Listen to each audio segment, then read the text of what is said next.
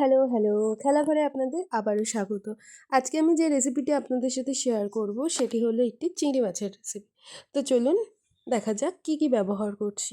চিংড়ি মাছের এই রেসিপিটির নাম হচ্ছে চিংড়ি কষা। তো চিংড়ি কষা বানানোর জন্য আমি এখানে নিয়ে নিয়েছি 300 গ্রাম চিংড়ি মাছ, যেটা কিনা আমাকে মা কেটে দিয়েছে। আর মশলার জন্য ব্যবহার করছি 1 চামচ হলুদ গুঁড়ো, 1 চামচ লঙ্কার গুঁড়ো, পরিমাণ মতো লবণ, গোটা গরম মশলা, আর্ধেকটা টমেটো, আর নিয়ে নিয়েছি পোস্ত, 2 থেকে 3টে কাজু বাদাম, 2 থেকে 3টে কিশমিশ এবং কালো অথবা সাদা সর্ষে, আর নিয়েছি 8 থেকে 10টা রসুন কুচি এবং 1 কুচি আদা। এবার একটি ফ্রাই প্যানে বেশ খানিকটা তেল নিয়ে নেব। তেল গরম হয়ে গেলে তাতে দিয়ে দেব কেটে রাখা চিংড়ি মাছগুলো। এখানে কিন্তু চিংড়ি মাছগুলো খুব বেশি ভেজে নিলে হবে না, এতে করে চিংড়ি মাছগুলো স্পঞ্জি টাইপের খেতে হয়ে যাবে। ওপর থেকে অল্প একটু স্বাদ অনুযায়ী লবণ স্প্রেড করে দেব এবং চিংড়ি মাছগুলো অপেক্ষা করব ব্রাউন হয়ে আসার জন্য। ওই একই সময়ে আমি দিয়ে দেব 1 চিমটি হলুদ। চিংড়ি মাছগুলো থেকে দেখুন হালকা নাড়াচাড়া করলে একটু জল বেরিয়ে আসবে। এই জলটা শুকিয়ে আসা পর্যন্তই আমরা ফ্রাই করে নেব। যখন এরকম জলটা শুকিয়ে আসা হয়ে যাবে বুঝতে হবে ফ্রাই করাটা হয়ে গেছে। তখন এখানে অ্যাড করে দিতে হবে ওই বেটে রাখা মশলাগুলো এবং নাড়াচাড়া করে বেশ খানিকক্ষণ কষিয়ে নেব।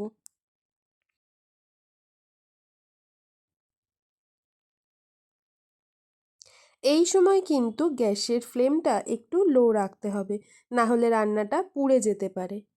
রান্না কিন্তু পুড়ে গেলে তেতো লাগবে। এবং ওই একই সময় অ্যাড করে দেব গুঁড়ো মশলা, অর্থাৎ হলুদ গুঁড়ো এবং লঙ্কার গুঁড়োটা, আর পরিমাণ মতো বা স্বাদ অনুযায়ী লবণ। এই পর্যায়ে 3 থেকে 4 মিনিট ভালো করে রান্না করে নিলেই দেখবেন রান্নাটি থেকে হালকা করে তেল বেরিয়ে এসেছে। মশলা থেকে যখন তেল বেরিয়ে আসবে তখন বুঝতে হবে মশলাটি কষানো হয়ে গেছে এবং এই পর্যায়ে মশলাতে 1 কাপ পরিমাণে জল অ্যাড করে দিতে হবে।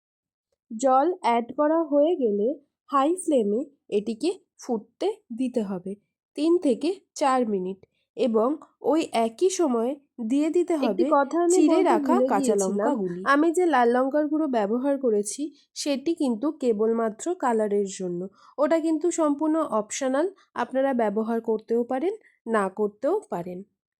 ব্যাস 3 থেকে 4 মিনিট রান্না করে নিলেই তৈরি হয়ে যাবে সুস্বাদু চিংড়ি কষা। কেমন লাগলো আজকের ভিডিওটা অবশ্যই কমেন্ট করে জানাবেন। যদি ভালো লেগে থাকে তাহলে চ্যানেলটিকে সাবস্ক্রাইব করবেন এবং বন্ধুদের সাথে শেয়ার করবেন। দেখা হচ্ছে আরও একটি নতুন রেসিপির সাথে। ততক্ষণ সুস্থ থাকবেন, ভালো থাকবেন।